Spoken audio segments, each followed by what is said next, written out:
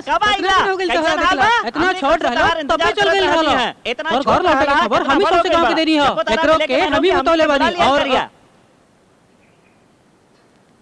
इतना दिन हो गइल बा बाकी तोर पसंद अब बढ़िया निकला। मछली भात रहू फ्राई चिकन मसाला मटन बिरयानी जब तोहरा मन करे हमें लाए के कह दियो। और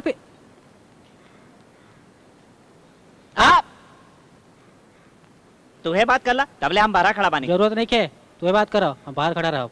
एकर घर लौटे के खबर तुहे देले रहला ना त तुहे बात करा। रहे ये अनिल में रहे जे तोहरा आवे के खबर हमरा के देले रहे ना। हमरा जल्दी नहीं के तू सुनील से बात कर लो हम बाद में कर ले हम। अनिल तू रुका। तू ना जाने लो ई कितना पे कोई चीज बा एकरा से जीते वाला आज ले कभी पैदा नहीं के भइल। ए निकल। ए सुनील तू ही समझावा। हां हां ए देखा था हमने के बतावे से पहले ही तू हमने के नाम बता देला हो। ई होखेला फ्रेंडशिप। तू कोनो काम के ना बेकार बाड़ा। ए पारस तू एकदम में ना बदलला ऐसा नहीं बाड़ा। तू बोलला जरूरत नहीं के तू ये बात करो। पारस जब से तू गांव छोड़ के गइल बाड़ा तब से हम तात के खाना खाए छोड़ देले बानी। वो खातिर ना डॉक्टर मोटापा कम करे के कहले बा वो खातिर। अब साउंड से फीलिंग तू ही एकरा से बतियाला। ओके ओके अब ना बोलाओ ठीक बानू। हां और पारस का चल रहल बा? तू अपन बतावा। हां का बताई गांव के सबके अलग अलग सेटल हो गइल बा। जे पढ़ लिख लेलन टीचर बन गइलन जे ना पढ़लन वो स्कूल खोल लेलन। अकलमंद लोग सूद पे पैसा देके कमा रहल बाड़न। बेअकल लोग भैंसी बेच के फसल काट रहल बाड़न। बाहर चलना पारस चाय वे पी के आवल जाओ। ठीक बा हम बता के बतानी। वो सोचेन सिगरेट पिए जा रहल बाड़ा। अनाउंसमेंट कल जरूरी बा। कॉफी के बारे में बोलो। तब तक ठीक बा।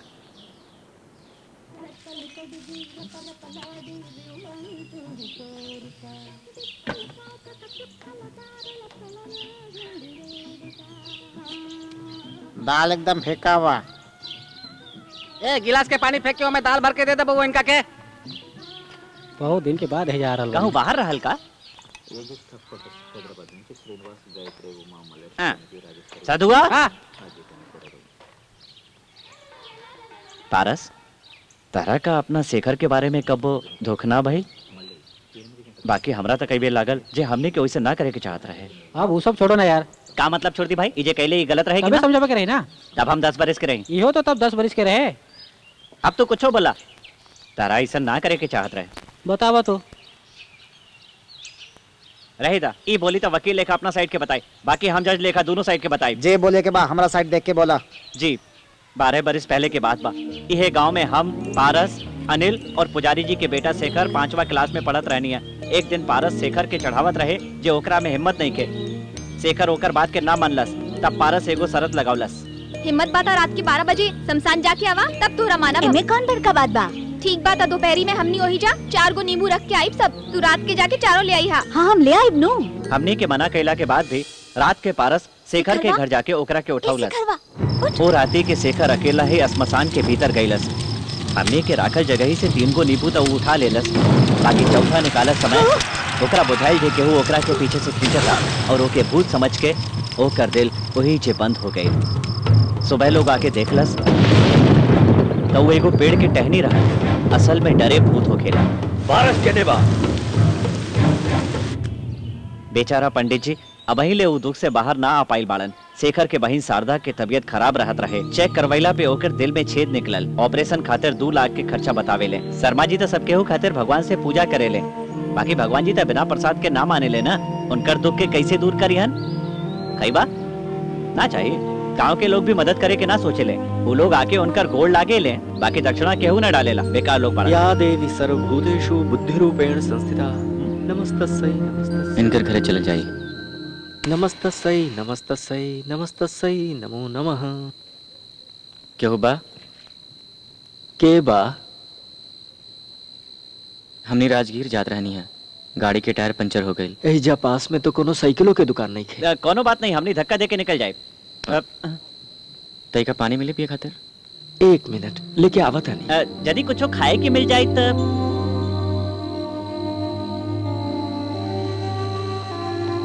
हमने हेल्प करे आयल बानी खाए खातिर ना। हेल्प करे आयल वाला तो बता दा ना कि तू पारस बाड़ा। टायर पंचर के बहाना काहे बना रहल बाड़ा? 7 से ज्यादा इनकर हेल्प कईल जरूरी बा। भाई साहब छोट मोट को ऑपरेशन से काम ना चली। उनकर बेटी के ऑपरेशन बा। मालूम बा। मालूम बा? तहार घर में पैसा के पेड़ों के लेका? हमार ना इनकर घर में जरूर रुकी।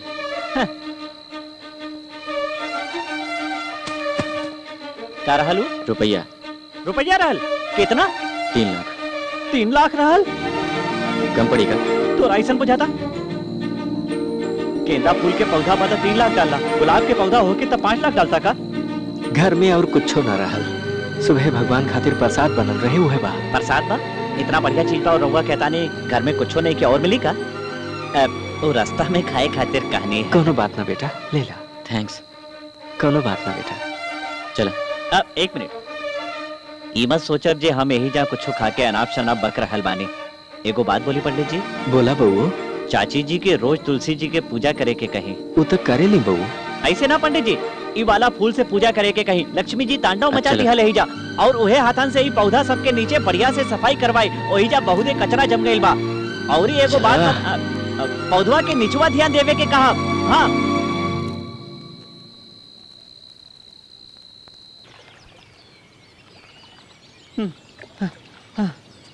कहने भाई पारस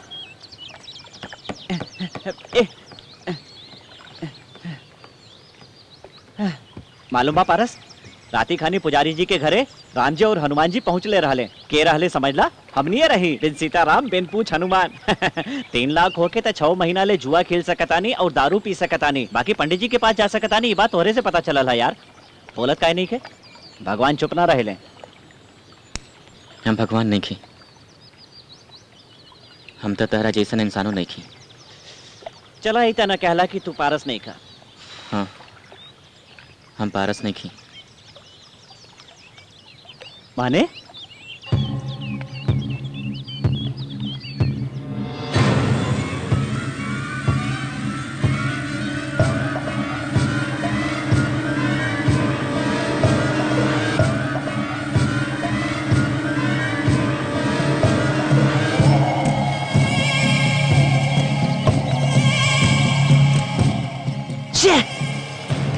जब तू पारस नहीं खा तो पंडित जी की मदद काहे कइला? पारस के कारण पंडित जी के परिवार के नुकसान भइल रहे ही से। जब तू मिश्रा जी के पोता नहीं खाता फिर ही गांव में आइला ही काहे? हमारा कारण पारस के परिवार के नुकसान भइल रहे ही से। तैका कंफ्यूजिंग था बा, बाकी बुझा गई।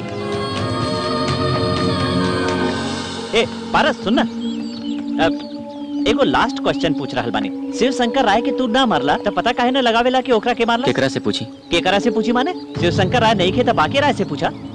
बाकी राय छोट लड़का बाजे पूछते ही हमरा के बता दी। तही लेकर छोड़ दे बा तू, पुलिस पे जो लगवा के पूछवाबा। पुलिस तो ही वक्त हमरे बारे में पूछताछ कर रहल बिया। बाप रे, तब तक कुछ दिन बाहर न निकलना में ही तोर भलाई बा। हम उहे तो कर रहल बानी। ऐसन बा? अरे पारस, पूछते ही तू अपना सबसे सीक्रेट हमरा के बता देला, हम केहू के बता देनी था। तारा पुछला पे ना बतौनी सुनील, तारा पे भरोसा बा ही से बतौनी। ई बात ना बा। तारा पे भरोसा काहे कहीं नहीं? हनुमान से बढ़कर के वो और भरोसामंद बा राम खातिर।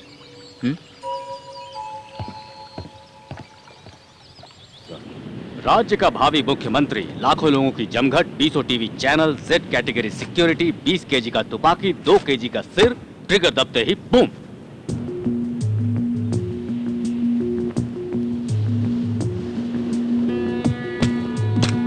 इसमें 3 प्रॉब्लम है। पहली, गोली इस गन से नहीं चली। चलो उसके पास 2 गन होगी, एक से उसने शूट किया और एक को अपने साथ ले गया, ये भी मान लिया।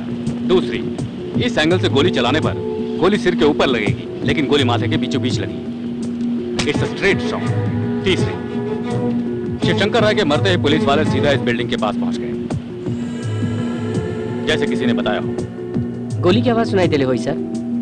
वहां 10,000 वाट के स्पीकर बज रहे थे, उसमें गोली की आवाज सुनाई नहीं देगी। उसके बाद क्या हुआ? बिल्डिंग से ट्रेन पर कूद गए सूफ।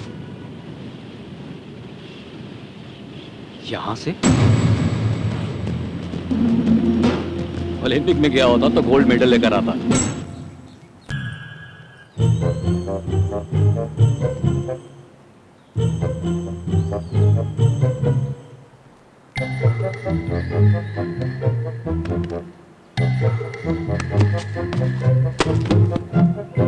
गोली तो नहीं खे, इहो सब तो गोली है बा। नाना झूठ गइलन। अरे बाप रे, कौना चीज से खेले के चाहे, कौना से ना दिमाग नहीं की तो नहीं के।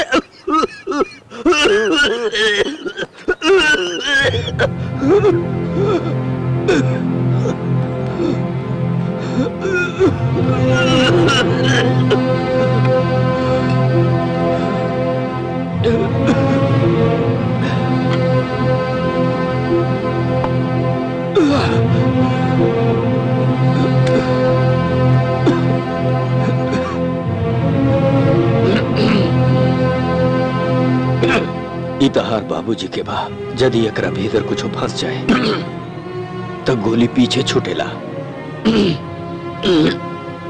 हर गर्मी के मौसम में वो जंगल में शिकार खातिर जात रहे। वो बेर शायद नौकर गन साफ कईल भुला गईल रहे। गन में एगो कंकड़ रह गईल रहे। अतना छोट लेकिन जैसे खेले लेना वो है गोली जितना। वही दुख में एक बरिस के भीतर तो हर मइयो ही दुनिया से चल बसा। लोग कहेले समय के साथ सब याद बन के रह जाला। बाकी हमरा खातिर उ कोनो याद नहीं खे। हमार जिंदगी बा। 4, 5, 6, 7, 8, 9 बाकी 10 होके के चाहिए। 10वां केने बा ओहे में रह गए। हाँ? साहेब नरसिंह के लोग हमनी के खेत के किनारे घेरा बना रहल बड़े। ये नरसिंह के था।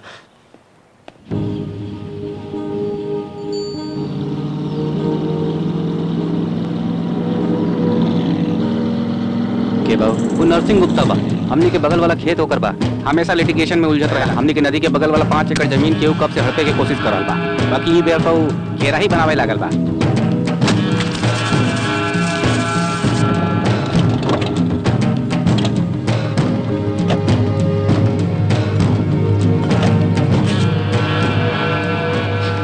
नरसिंह ये काबा घेरा अंग्रेजी में एक फेंसिंग कहल जाला। ऐसा हमारो साहब अभी बताते रहले जे रहुआ आ गए। कुछ ज्यादा ही बोल रहा बड़ा तू। अब बोला जवाब देता नहीं तो लोग कहा था हम ज्यादा बोल रहल बानी। जवाब ना दे आप तक कहीं घमंडी बानी। अब हम क्या करें बतावा। हमार खेत से वो घेरा के हटा के अपना खेत के सिवान पे लगावा। और हमारो साहब हमारी जमीन पे के नजर बा रहुआ बढ़िया से जानत रही। ऐसा गलत काम रोकी मत तू चल जाई। बाकी साथ बैठ के गलत काम के करवावल राउर पद के शोभा नहीं के दे। देखी मिश्रा जी ये जमीन के करवा के करना हमरा से मत पूछी। कोर्ट केस करी और सिविल केस हुई। यदि ये लेखा आके इधर झगड़ा करब तो वो क्रिमिनल केस हुई। छी ये नरसिंह जैसन कमीना आदमी से लड़के का फायदा। बहुत टेंशन बात जाई। एकदम सही कहला।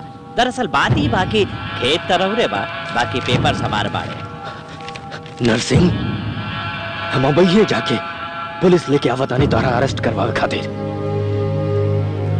हम जानत रही जे रहुआ खाली सन 57 मॉडल के कार इस्तेमाल करेली। वहे मॉडल के दिमागो इस्तेमाल करेली ना जानत रही। बहुत परेशानी होई रहुआ के। स्टार्ट करा पुलिस स्टेशन चला।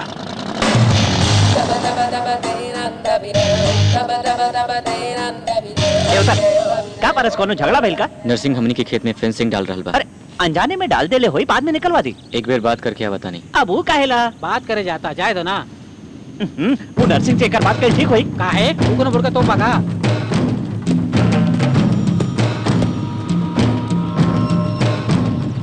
बड़ो के एक पोता कुछ देर पहले ही लौट गया। स्मार्ट लौकता।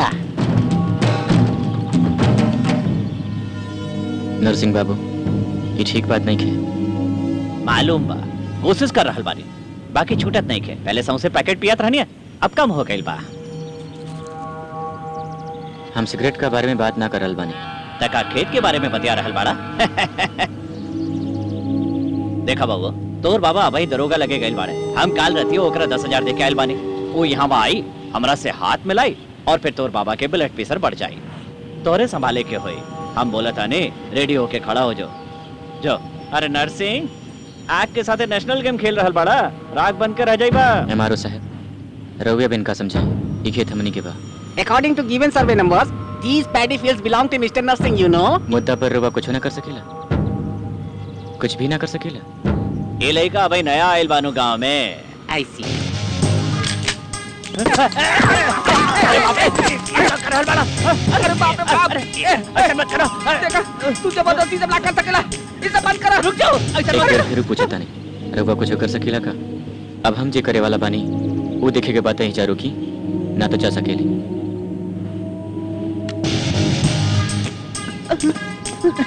कितना इंपॉर्टेंट पेपर पर रवा के मालूम बा इन्होंने रख देता नहीं नरसिंह जी रवा के साथ खानी मिला तभी यदि रवा बात नहीं था हमरा बात तू जवन दरवा के 10,000 देले बड़ाओ के हम 1 लाख देते तो ट्रैक्टर के नीचे आके मुंह गइले वही से लेती तोरा जिंदगी चाहे कि मौत एक बेर सोच ले